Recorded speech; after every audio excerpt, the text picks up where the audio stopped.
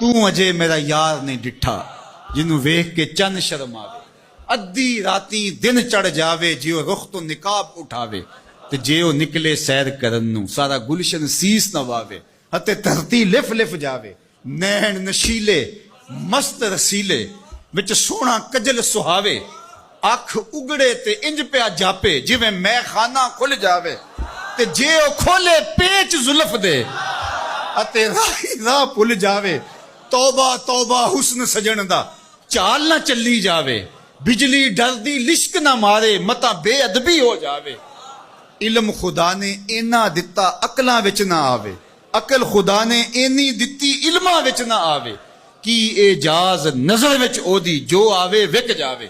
ਖੁਲਕ ਉਹਦੇ ਨੇ ਮੋਹ ਲਈ ਦੁਨੀਆ ਕੋਈ ਵਿਰਲਾ ਹੀ ਜਾਨ ਬਚਾਵੇ। ਆਜ਼ਮ ਏਡਾ ਸੋਹਣਾ ਮਾਹੀ ਸਾਨੂੰ ਕਿਧਰੇ ਨਜ਼ਰ ਨਾ